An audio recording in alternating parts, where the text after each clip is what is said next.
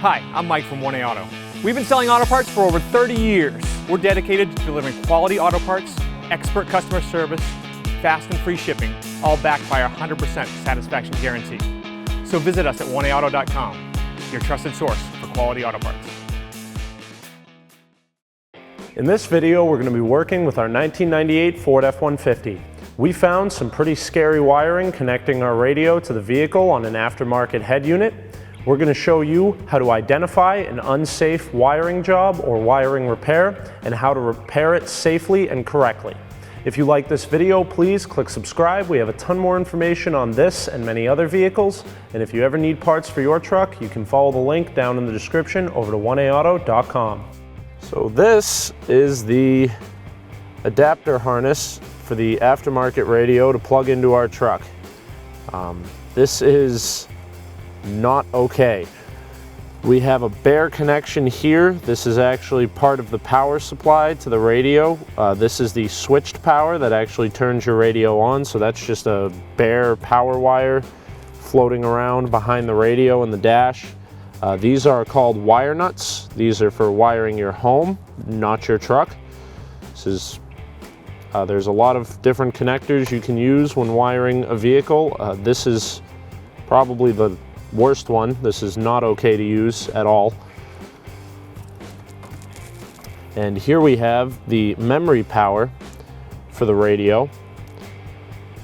This has been connected to a wire that goes all the way through to the truck's battery, which doesn't make a whole lot of sense because this yellow wire coming off of the harness adapter is the same power source. Normally you would just plug this into here and be all set, but they've connected this to the battery for some reason. These fuses aren't necessary. The radio is already fused internally, and for some reason that open switched wire has 2 fuse packs in it. So there's a lot of stuff going on here that's not okay, let alone on a radio, on any type of wiring inside of your vehicle. So we are going to unplug the connector. We're going to disconnect the wire nut, which hopefully your vehicle does not have in it. And then we are going to disconnect it and cut this lead off and tape it off for now. Since this is connected to our battery, it's a live power source, and if I were to touch it to a piece of metal, it would throw some sparks, and if you didn't get it off of there immediately, it could burn the wire and cause some fires. So we're going to get rid of this guy too. If you're starting with a new harness, you're going to want to make sure all the wires are stripped on the ends so we can make some good connections. In our case, we're going to remove all of these wire nuts, which again have no business being in a vehicle. And we're just going to separate all the wires and start fresh.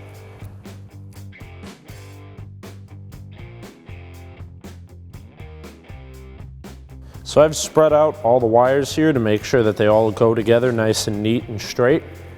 Now these wires are universal on an aftermarket radio, meaning that all these colors always mean the same thing. You have yellow, which is your 12-volt memory, red, which is your switch 12-volt that turns the radio on when you turn your key on. If you have an orange wire, that is illumination, which would be connected to your headlight switch. If that's not on this harness, then that feature doesn't work. But this will work on the appropriate radio so that when you turn your headlights on, it dims the radio and keeps it from being too bright. Black, as always, is ground. Blue is for a power antenna, or blue-white, like we have here, is what's called a remote wire. This is to turn on an amplifier if you have an aftermarket amplifier for a upgraded sound system or subwoofers, anything like that. Your purple wires are right rear speaker. Straight purple is positive, black stripe is negative. Green is the left front speaker, and white is the right front speaker. Again, the solid color is the positive side. The negative side has the black tracer on it. Now, you don't really need to know this. Where you have the appropriate adapter plug, you're just going to match all the colors, make a good connection, and throw it in the truck. And while it's not recommended, it is possible to just find out what the corresponding colors are on the factory wire harness and cut in there and hardwire this, but that's really a lot of headache. It damages your truck and makes it difficult to change out a radio later or install a stock unit if you want to keep your old one when you sell the vehicle. So these plugs are inexpensive. I always recommend getting one of these when installing an aftermarket radio. So we'll show you a few different styles of connecting these wires. The first one is going to be soldering. The way I like to do this is to make one wire stripped about half the length of the other wire. Now you're going to need a piece of the appropriate sized heat shrink tubing for this. You don't really have to go crazy here and get the stuff that comes insulated, because this is inside of the vehicle, so it's not really a big deal. So we're going to go to the length of that. We'll go a little bit over and just cut a piece, slide that down the wire, match the tops of the two wires together and twist them around each other. It's important to make sure that these kind of braid together. You can't just have one wrapped around the other, or you're not going to make a good connection. We'll then fold this back down onto the piece of wire we didn't twist from the longer of the two. Wrap that around. Make sure you don't have any ends sticking out or any frayed wires. Pinch that together nice and tight. Get all the other wires out of the way here, and the reason I like to spread these like this is so we can connect them together and have nice even paths. Tin the tip of your soldering iron with some fresh solder. Make sure you don't touch any wires with the rest of the soldering iron. And just pull the solder from the hot tip down onto the wires. Make sure you have a good connection there. Give that a minute to cool, and then we'll slide our heat shrink over and shrink it down to size. Slide the heat shrink tubing over the joint and heat it up to shrink it down with either a lighter or a heat gun, whichever you prefer. Now we have a nice, strong connection that's insulated from any other wiring. We'll bring the yellow wire over so it's about the same length as our red one. We want to make the connection staggered. We'll strip even lengths of wire on it this time. It's really all you need there. If you're ever curious, you can go off the length of the blade. Now these are a really nice style of butt connector. This is a shrink wrap connection on the outside of it already, which is super convenient.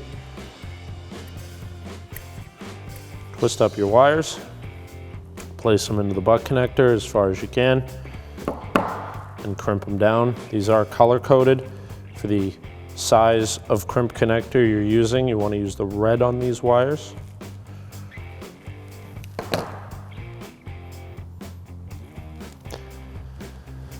Now make sure that connection is nice and tight. And just like we did with our other heat shrink connection, just going to heat it up, shrink it down. So a few other ways to wire this, similar to the first butt connector we did.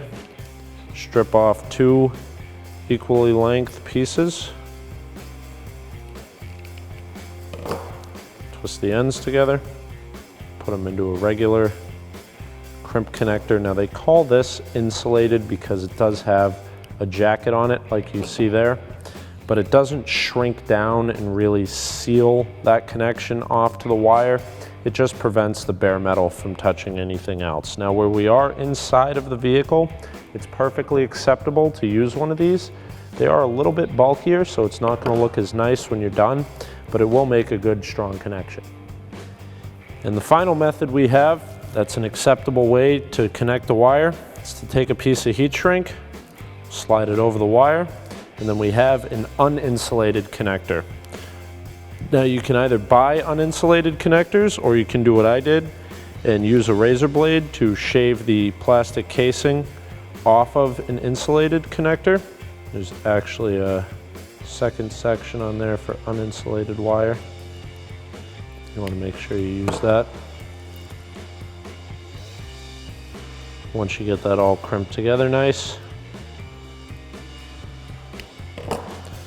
slide the heat shrink over that connection and heat it up.